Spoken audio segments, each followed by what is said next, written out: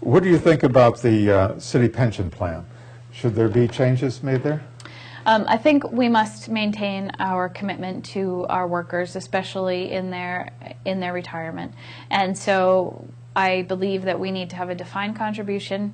I think we need to make sure that we're funding it in the ways that we need to. And I think Mayor Kiss has been an excellent steward of that program. He walked into a budget that was underfunded. He walked into a pension plan that was underfunded, and he has done a very good job at pulling the pension fund out of that disaster and making sure that we are stewards of the folks' retirement that we're responsible for.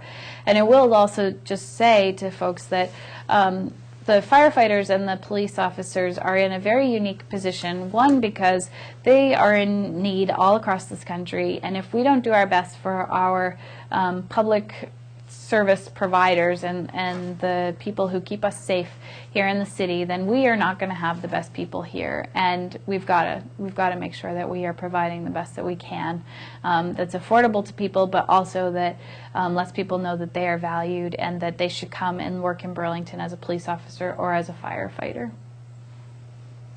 I believe that you have been going around the ward knocking on people's doors. What kind of reception have you been getting? Do many people invite you to come in and warm up? Yeah, it's amazing, actually.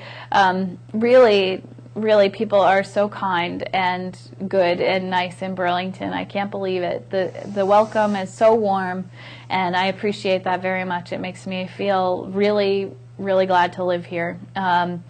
So yes, they invite me to come in and warm up, and I get hot because I'm dressed for being outside. But we have conversations that are about their kids or about their neighborhood or about what they'd like to have for a job or how they'd like the city to be. And it goes from simple of, and I hear this a lot actually, people needing to pick up their dog's poop when they're out for a walk, and how do we make sure that that's happening, all the way to how do we have more efficiency in government, how do we have more efficiency in the energy that we're using.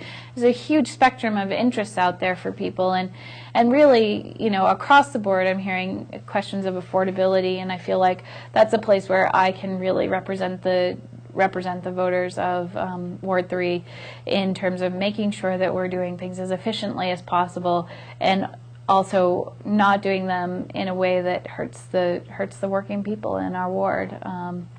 Yeah. Some of the apartment houses forbid knocking on residents' doors.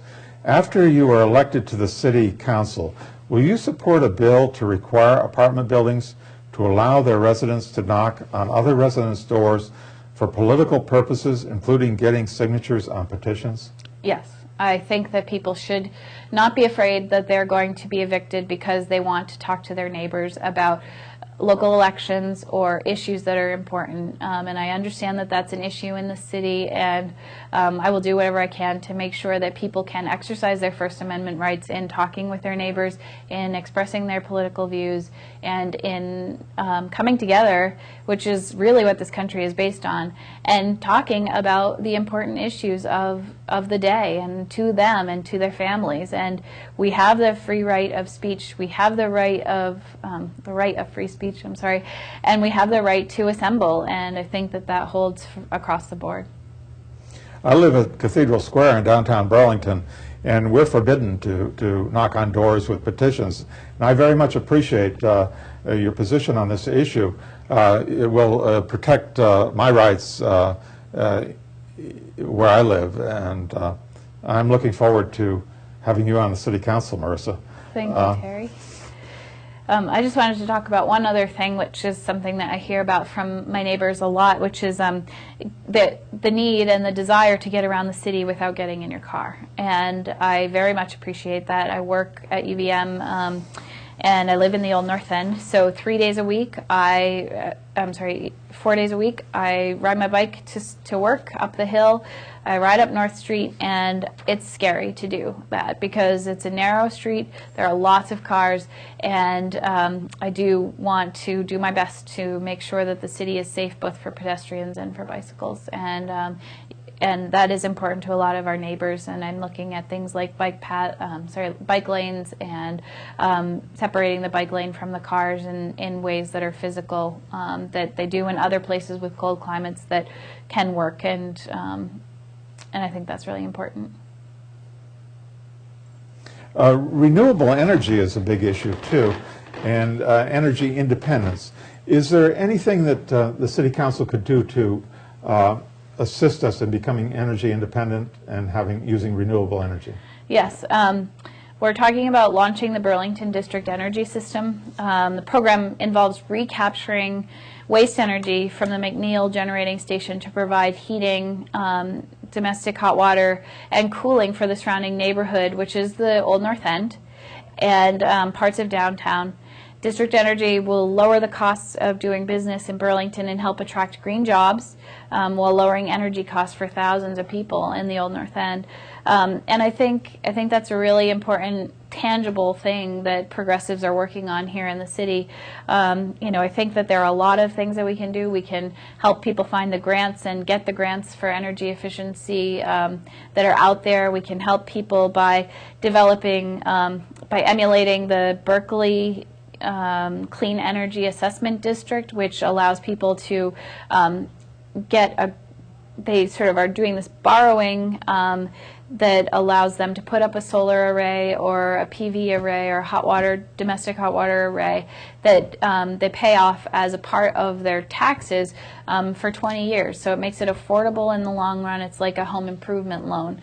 So I think that there are ways that we can be doing renewables that don't cost the city a lot, but that or that in the end will pay themselves off. And I will definitely look for those opportunities. Well, we're running out of time. You have a website, I believe. Would you like to give our viewers the address of your website so they can learn more about your campaign? Thanks, Terry. That's a great idea.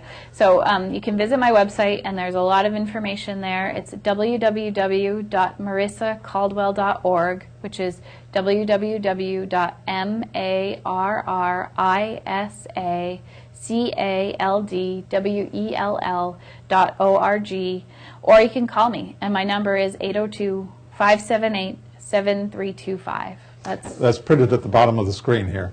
I want to thank you for coming today, Marrisa, and I wish you the best of luck in the campaign, and I hope everyone will vote for Marrisa Caldwell for City Council in Ward 3. Thank you again. Thank you, Terry.